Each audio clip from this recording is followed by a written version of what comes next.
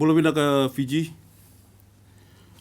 thank you for tuning in to this briefing from the safety of your home.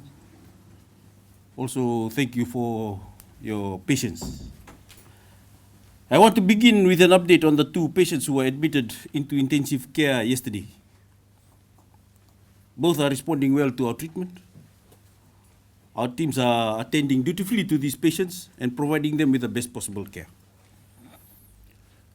After running more than 2,500 tests since yesterday, we have 4 new cases of COVID-19 to confirm. These cases are all close contacts of existing cases from the Nandali cluster. Due to a steadily rising number of cases, we are concerned that Nandali has become a source of widespread COVID transmission. We have cordoned off the entire Nandali, most of the Nandali area as a screening zone, meaning no one is allowed to leave Nandali until we screen, swab, and clear everyone in that area. Those who need to return to the area may do so, provided they do not leave. As we announced earlier today, we flagged a potentially high-risk case of the virus yesterday in the Northern Division after an individual residing in Lambasa initially registered a positive COVID-19 test result. While we suspected that this was a false positive case given the unusual nature of the test result, we immediately took preventive action to cordon off the area in which the individual resides, as well as sections of Lambasa Hospital. However, after thorough investigations, repeated negative test results of the individual and his close contacts, and following careful consultations with WHO, we can confirm that this was indeed a false positive test result. False positives are rare occurrences that have occurred worldwide. We have protocols in place to identify these rare occurrences when they happen, and these protocols have functioned well in this case.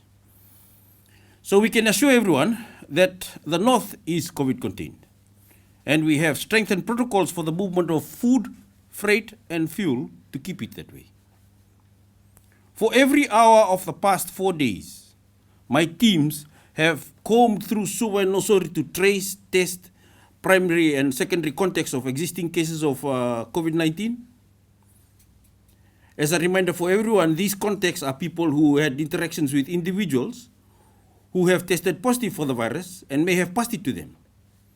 It was important that we find these people so we could test them and ensure that they did not pose a wider risk of transmission to our communities. Thanks to the use of Care Fiji, we found many of the contacts quickly. Others have required more in-depth investigations to find.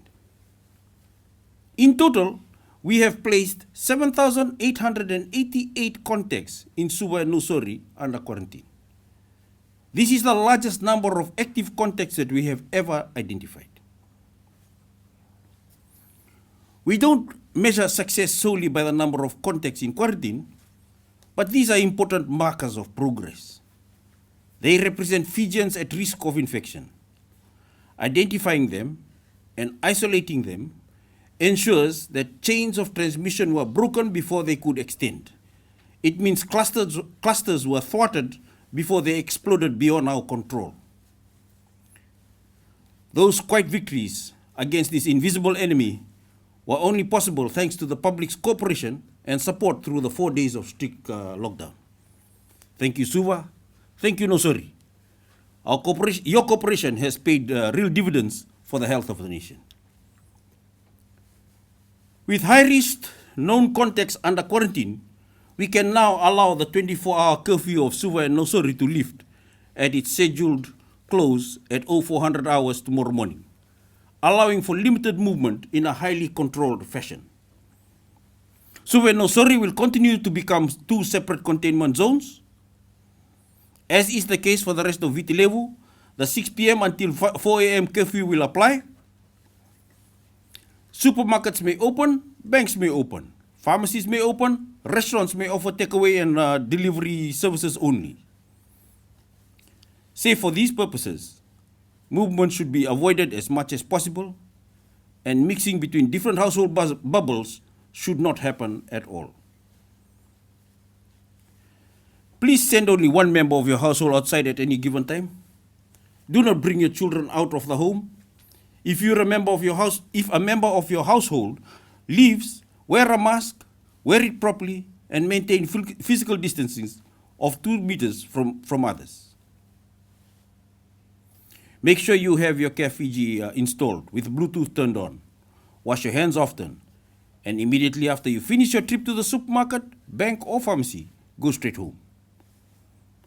There's not an excuse for anyone to be outside without a good reason. If you need food, get it and then go back home.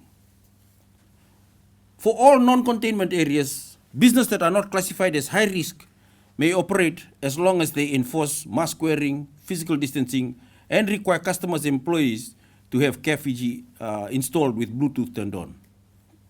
Again, high-risk businesses include gyms, movie theaters, video gaming shops, cyber cafes, taverns, bars, billiard shops, and amusement arcades, as well as hairdressers, barber shops, spas, beauty parlor, massage therapy venues, saunas, and tattoo parlors.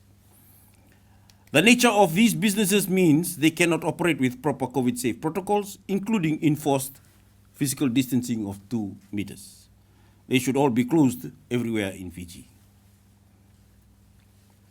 Now, tracing is half of the containment equation, and my team deserve high marks for their efforts in that regard. But we are tracing much faster than we have been able to test due to the recent issues of the Fiji CDC. We have more than 11,000 swab results yet to be processed. We are triaging our testing, which means we are prioritizing the swab results from the highest risk individuals. But until we know more, we have 11,000 reasons why we can't roll back more restrictions. We simply have to run many, many more tests. I've mentioned that we had run more than 2,500 tests since yesterday. I want to put our current testing capacity in perspective for everyone.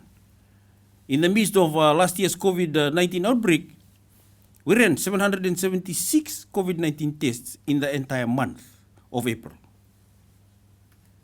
In other words, something like 25 tests per day. Before this outbreak, our testing had grown to about 250 to 300 per day. And then before the temporary shutdown of Fiji CDC over the weekend, we were testing on average 1,785 samples per day. Relative to our population, that puts our daily testing rate on par with the current rate of testing in Australia and New Zealand. That is 1 to 3 per thousand population per day. And we have plans to expand our testing further, much further. We have 28 new gene expert machines received yesterday, and they are to be deployed nationwide. Assuming they run 24/7, our total testing capacity will rise to at least 3,000 tests per day. While that capacity gets up and running, we will be sending a backlog of swabs to a private lab in Australia on Thursday, with results expected by this weekend. We thank the Australian government for their endeavour in this, for their support in this endeavour. As that data informs our next steps, the Ministry of Commerce, Trade, Tourism and Transport has announced a system of passes to allow businesses with COVID-safe operations to reopen. A digital portal for obtaining passes is in development.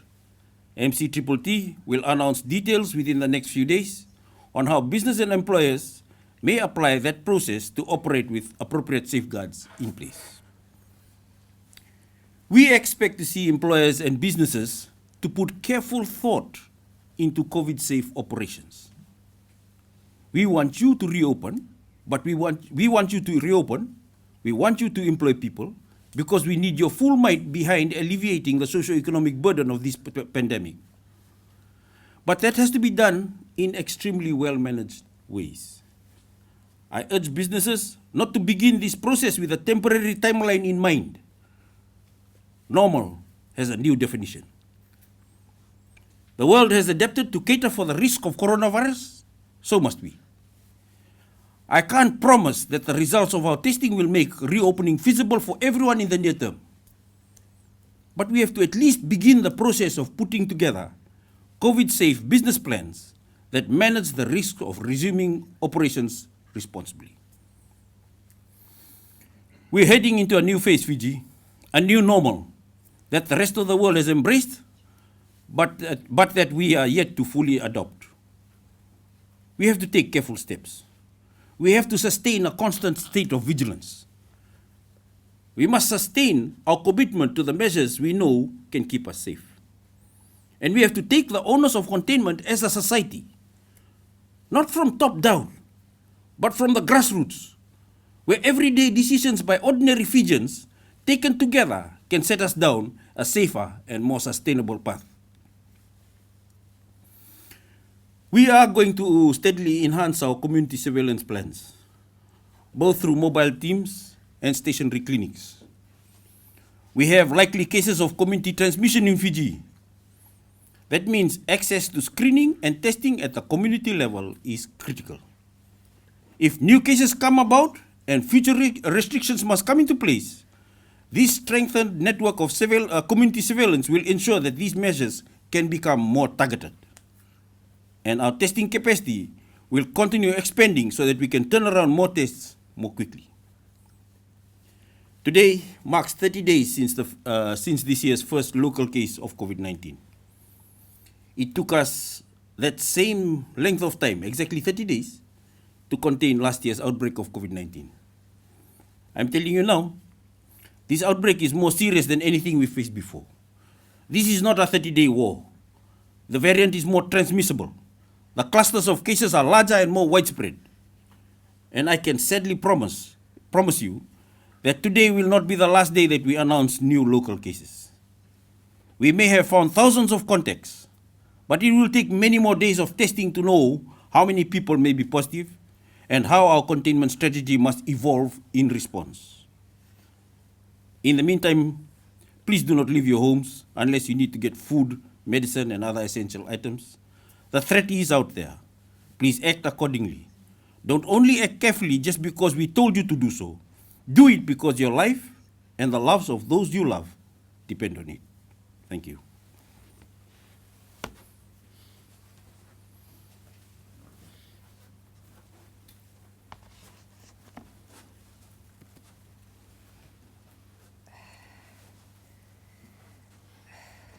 Good evening. As announced by the Permanent Secretary just now, we have 4 new cases to report, and these are all close contacts of the existing cases from the Nandali cluster.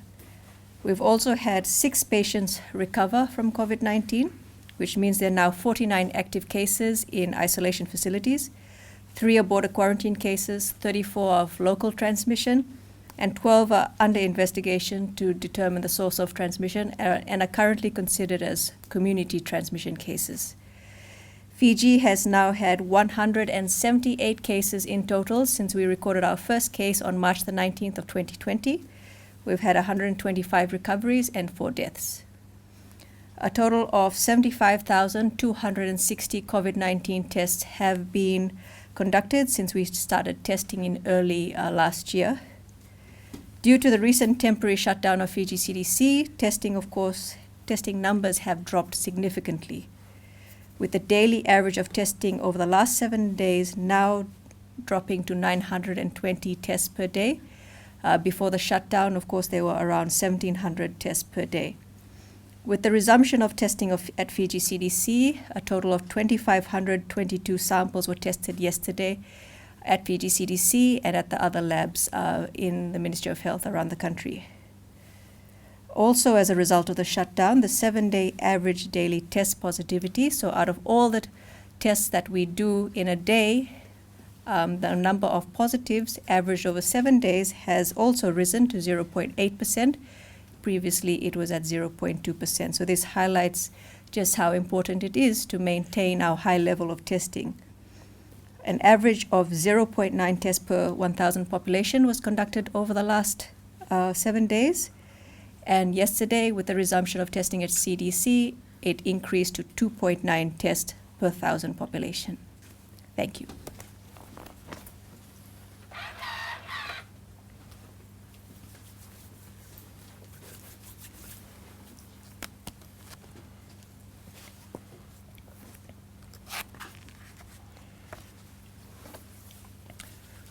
Good evening. As stated by the Permanent Secretary this evening. This is day 30 of the current outbreak. Health services continue throughout the country, and in particular the response to this outbreak. Our screening clinic continues, the stationary screening clinic, the mobile clinic, as well as the targeted mass screening and contact tracing effort. In the last 24 hours, in our stationary clinic, we screened a total of 3,787 individuals and swab 159. In the mobile clinic that's active in all divisions around the country, in the last 24 hours, we screened a total of 18,884 individuals, of whom 1,877 were swabbed, and that gives us a cumulative total of 510,213 individuals screened to date in our mobile by our mobile screening teams, with 21,275 individuals swabbed. In our community isolation facilities, we currently are using 2 community isolation facilities, and we have a total of 78 individuals who are currently cared for in our community isolation facilities throughout the country. The border quarantine services continue. We currently have a total of 407 individuals in our border quarantine facility. 147 of those are border quarantine passengers or incoming passengers, and the 260 are primary and secondary contacts of positive cases. In Lautoka, in the Western Division, Lautoka Hospital continues to operate as the COVID hospital for the West, and they currently have a total of 214 patients, which includes 51 mothers and 48 babies, with an addition of 323 staffs who are currently all in the Lautoka Hospital confinement area. They're undergoing their third round of swabbing for the patients and staff, and it is good to note that there has not been any new case identified to date from the 3 rounds of testing. Lautoka Hospital is also looking forward to, in a short moment, commence a pilot telehealth project to deliver special outpatient services to patients through an e-consultation platform with the support of community partners. So in the next few days, the hospital will be contacting their SOPD patients to launch this service, and we will provide further details to assist the Lautoka Health team in moving this project forward. Since the onset of the pandemic, the ministry has been looking at similar projects in the field of telehealth, and again, it's an indication of the dimension of health service delivery that we are scoping out in this post-COVID new normal area. The other health facilities, Punja's Health Center, the VCC Health Center, the ANC Clinic at the MSP building, and of course FIMET are operational, and the Western Division team are working hard to bring Kamikami, the health center, back into operation in the near future. The FIMET Field Hospital continues to operate. This is day 10 of the operations of the hospital. The last 24 hours, they saw a total of 100 individuals in outpatients. They have 22 current admissions, which includes 6 infants, and to date they've admitted a total of 61 patients and performed 32 surgeries, both at the hospital and at the MV Viweti. Reiterating the PS message, the ministry acknowledging and thank people for their support and perseverance. The majority complied with the directives, and in doing so greatly help our health team in the screening and the contact tracing effort. We are pretty certain that our collective effort in the last few days have hampered the progress of the virus in the community, and we will witness its impact in the next few days. But we must not stop here. We should continue in our effort to be COVID safe or COVID contained. We should make COVID safe measures a habit. Wear a mask when you are out or out of your home. And when the opportunity to get vaccinated comes, step forward and get vaccinated and continue to protect your home and your work bubble at all times. In our level.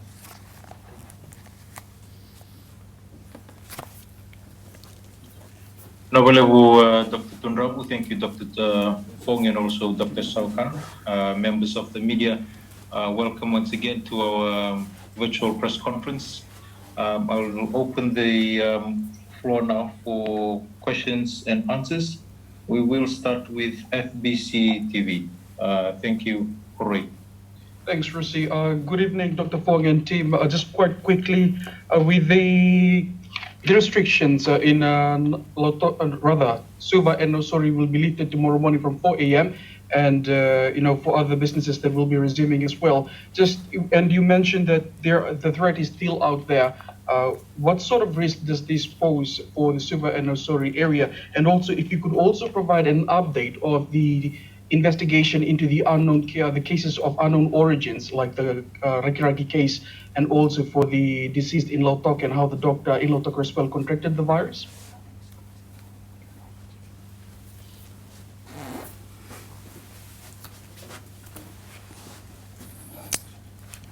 Yes, I'll go to the last part of that question first because your question was a bit long. I must admit we haven't got our genomic sequencing data, the complete genomic sequencing data on most of those cases yet. There are technical issues that are a little bit beyond my comprehension, but when they come, we will share it with you. I think the point I should make here is that at this point in time, we can only move forward with regards to what we know. And we have the effort of being able to contain based on what we know. And we do have an opportunity to contain based on what we know. It would have been nicer if we had the whole pathway from source point to cases known, because it would have meant that we would have been more targeted with our responses. But this is what it is. This is the way we have to fight this battle. There are some parts that we don't know. So we will be a little bit more spread out in terms of how we respond to the current problem. I think I've forgotten the rest of your question. Corey, can you please ask the question again? Is this the first one that I asked or the second one? I answered the last one. Just with the the lockdown for Suva and Nosori to be lifted at 4 a.m. tomorrow, and you did mention that the threat is still out there, the virus still looms. Wouldn't these sort of like pose more risk? Yes. One of the things that's different between before the lockdown and now is the fact that we know where all our cases are.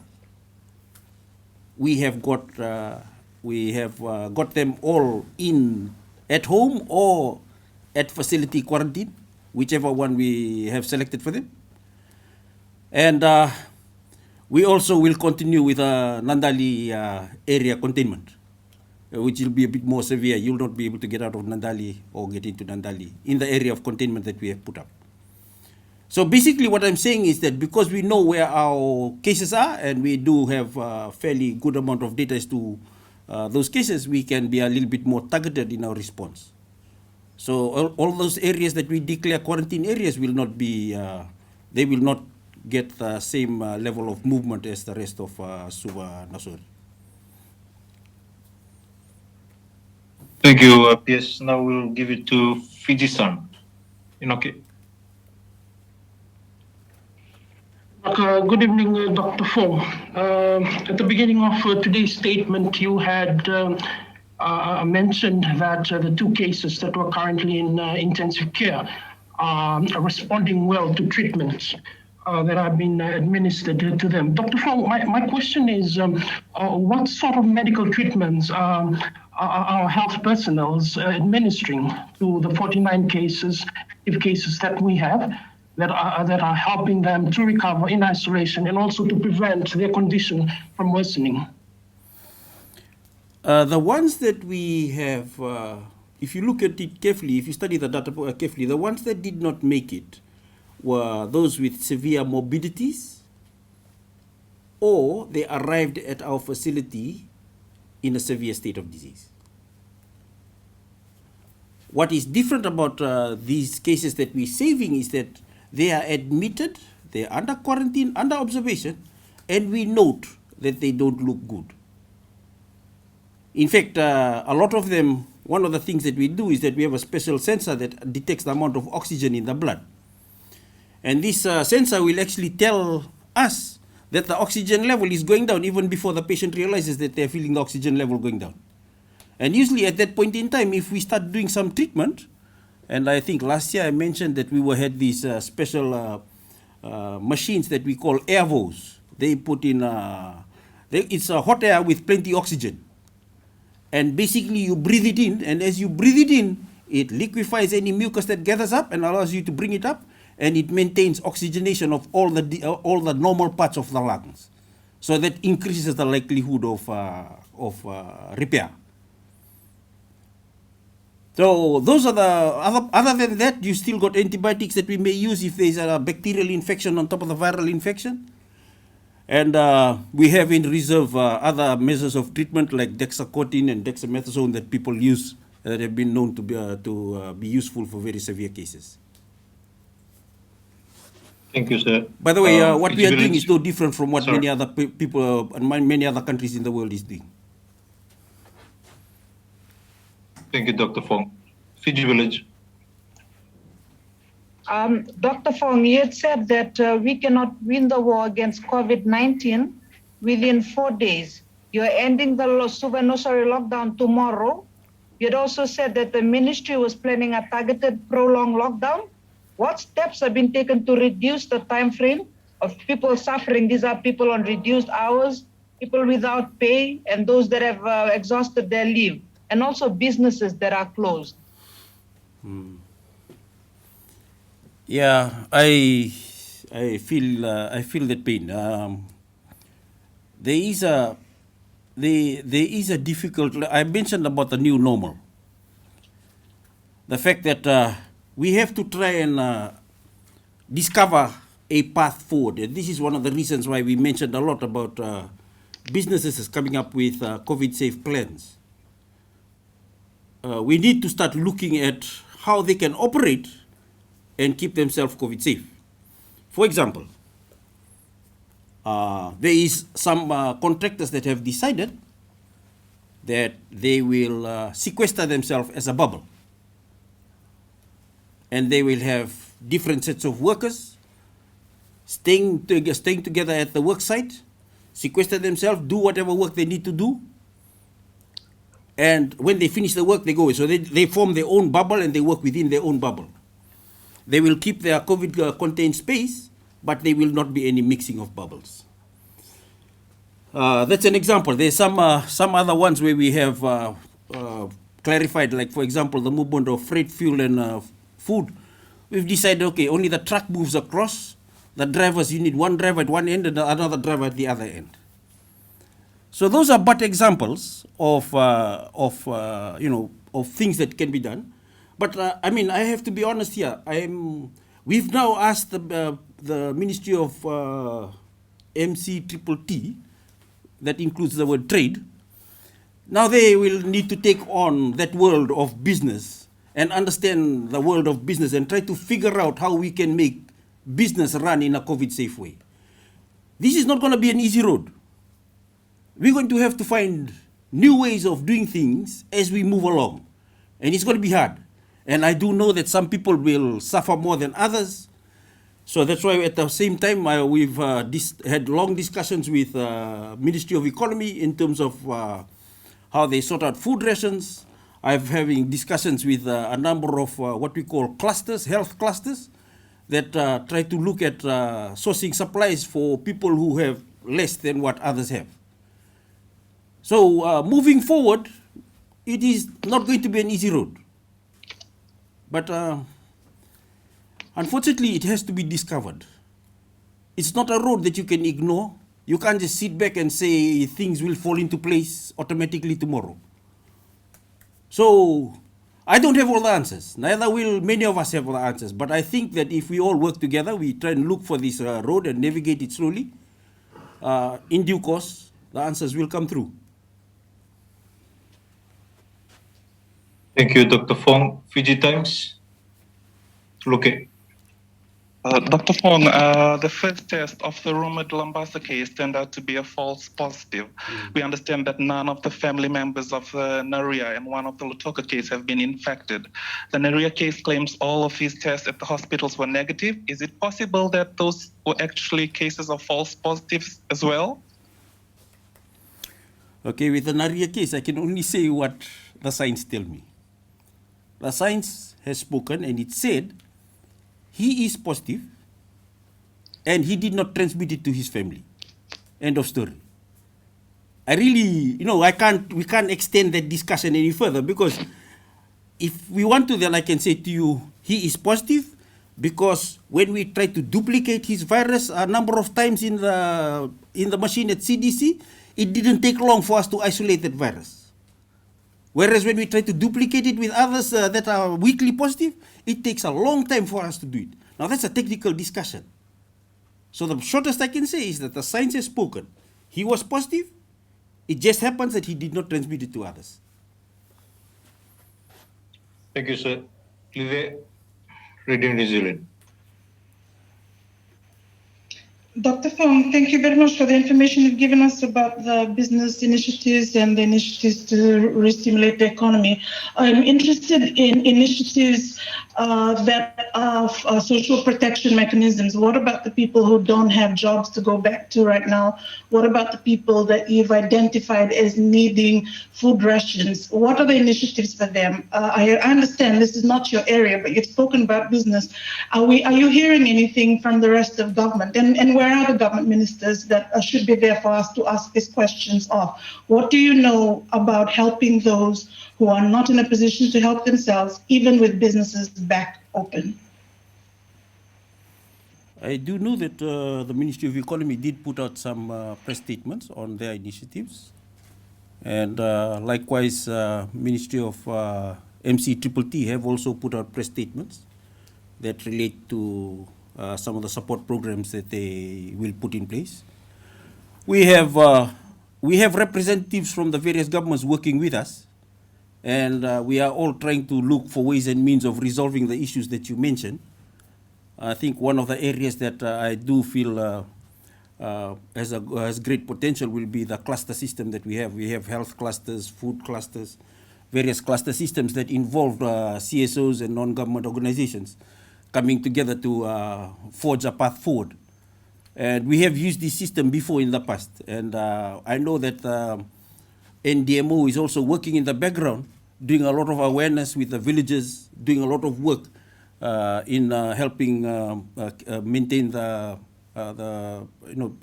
the social burden of some of those who are less, who have less. I think what the issue you're referring to is you don't see it, or it's not as pronounced as what we are doing.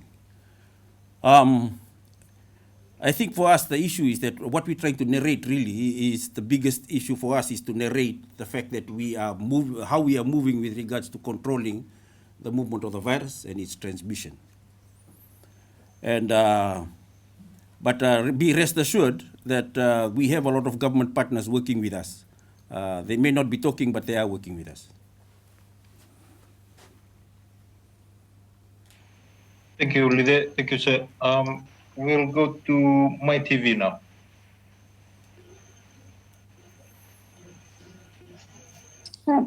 Dr. Fong, about the Lambasa case, although it proved to be a false positive, it still came as a scare for the people in the north. The question is, was there any breach in the VT level containment measures or protocols that resulted in the case resurfacing in Mombasa? And also, you mentioned how the protocols will be strengthened. Could you elaborate on what this strengthening of protocols entail? Okay, essentially, whilst the case is a false positive, it did turn out that there was a movement from a containment area to a non-containment area. And I think that's a part that is being investigated, and I think that's the only part that, I think that's about all I should say at this point in time. We just noted that, and we've given it to the relevant authorities to investigate it further. Thank you, Mike TV. Now we'll go on to Fiji Television, Fiji TV. Dr. Fong, my question is in regards to the resumption of school, and I'm sure a lot of students might be wondering when will they visit their classrooms. What advice is the Ministry of Health is going to give the Ministry of Education on the resumption of school? I do know that the Ministry of Education have asked us for, a number of people have asked us for passes so that they could set up some online strategy for carrying out some of their classes, and that has been given.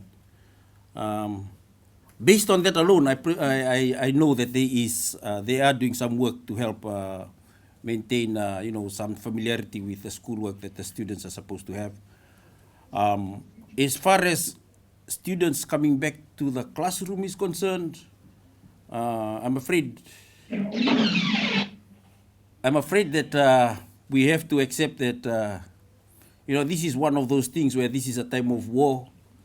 During war, businesses close down, schools close down. Everybody find another way of functioning until the war goes over, and then we're back again on our feet, and then everything comes back to normal. Fiji Live. When will the healthcare workers receive their second dose of a vaccine, given that 6 have been infected with the virus? The program for second doses start next week. Some of us are definitely getting it this month. I know that all the frontliners that had their first doses, we are making sure that we aim for them to receive maximum protection by ensuring that that interval is definitely 12 weeks. So there is a large number of us that are actually aiming for that 12 weeks as medical persons and as frontliners, both in the military, police, and all the other sectors who are frontliners. They're aiming for that maximum of 12 weeks. And that starts from next week. So we have room for 2 more questions. I'll give it to one for my TV.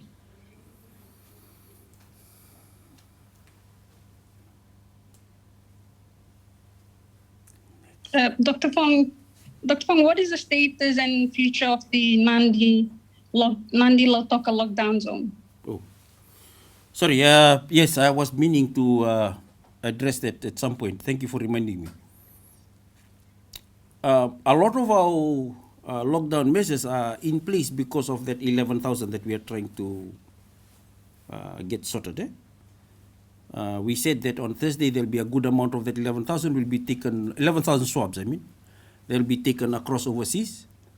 And together with our expanded capacity, as we start operating more machines, we will start to run down that 11,000 swabs. And hopefully by the end of this weekend, we should be having some firm answers. I'm hoping that one of those areas I'll have some firm answer tomorrow, one of the lockdown areas.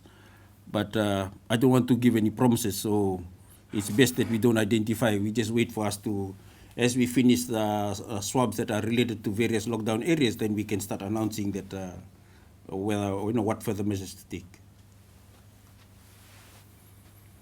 So we we have some really burning questions from our media colleagues. I think it's maybe after 4 days, so I'll just give them opportunity to ask their questions. I'll give it to CFL, Fiji Times, and also Lide. CFL, please.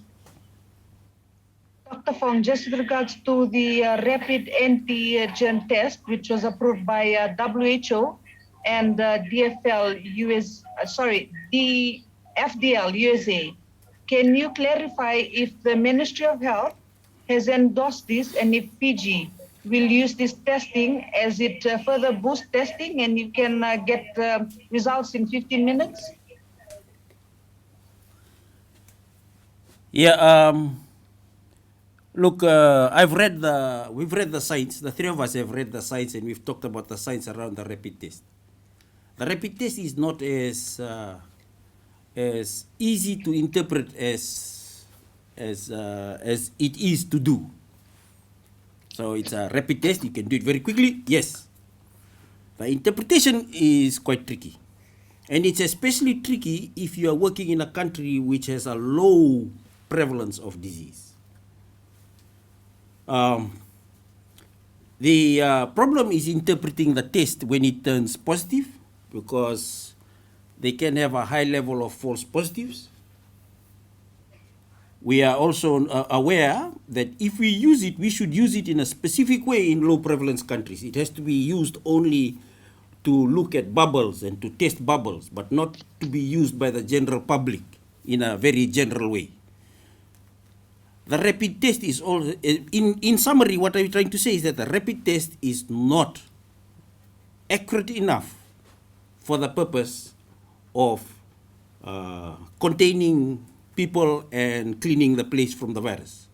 It's only useful when there is plenty disease around and you're trying to minimize or reduce the burden. But when you're trying to strive for elimination, those rapid antigen tests are not, they just don't function well in that kind of setting. Sorry, that's about as, as easily as I can explain it. There's a lot of other scientific principles that are involved. Okay, Fiji Times.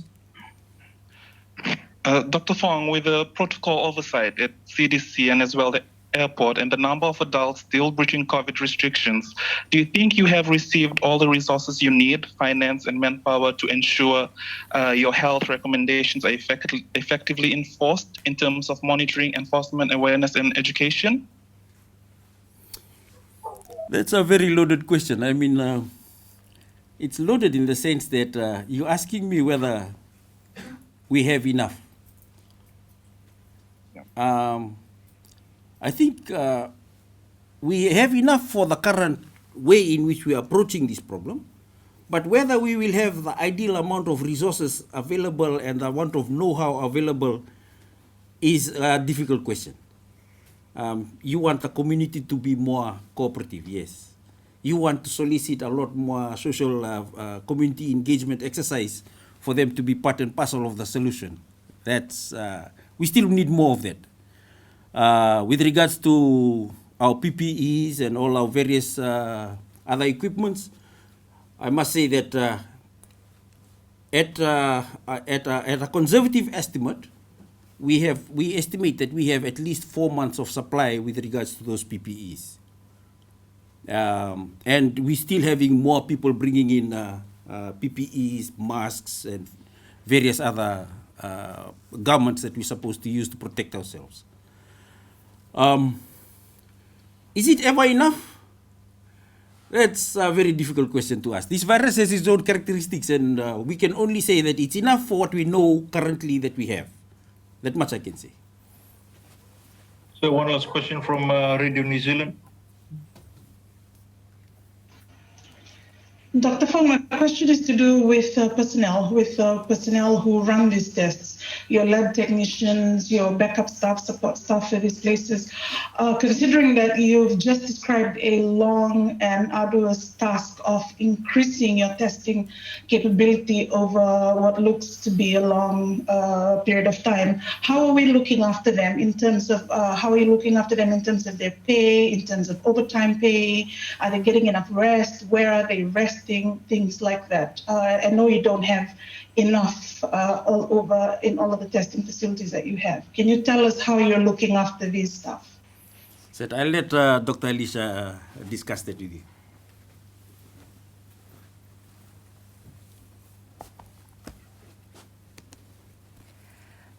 Thank you for that question.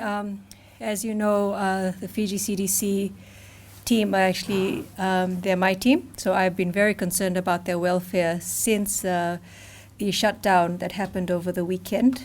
Because of that shutdown, and because we had somebody in administration test positive, we've had to sequester the whole facility. What that means is essentially similar to what's happening at Lautoka Hospital, where everyone is still working, but they're not able to leave. So it's a type of quarantine. It's not a full quarantine, but it's a quarantine where they are within their own bubble and they're working, and they're getting tested every about second day to see if anybody tests positive, then they're removed out of that bubble. So of course, I've been very concerned about their welfare. We've been quite fortunate that we have the support of external partners in adding to our workforce, especially when it comes to lab. So we've had the support of the Australian government in adding lab personnel to CDC before the shutdown, and also to the other labs in Lambasa, in Lautoka, and hopefully in the future as well. Something that this shutdown has done, of course, is that it's put a pause on that. We had extra lab personnel that was supposed to come in this week, but of course, because there's now a bubble formed around Fiji CDC, they can't. So they have been deployed to other centers. So things like that, we're trying to make sure that we are building capacity in the lab, adding more staff as needed, and also catering to the staff that are currently there. Of course, it's a very difficult time for all healthcare workers, and not just healthcare workers, other staff that are on the front line. We have doctors and nurses and other health staff in other centers like Lautoka Hospital who haven't seen their families for weeks now. Some haven't seen their families for a month. And that's something that we feel that pain on their behalf. So we understand that we're asking for a lot of sacrifices from the general public, but it's something that we're also taking on ourselves. And we're representing thousands of healthcare workers in particular who are also making those sacrifices. So I do thank you for that question. We are trying our best to also support those healthcare workers. Thank you. Thank you very much, Dr. Alicia. Thank you, Dr. Fong and Dr. Tunrabu. They also concluded our press conference, our virtual press conference for tonight. And we wish you all the best for the rest of the week. For now.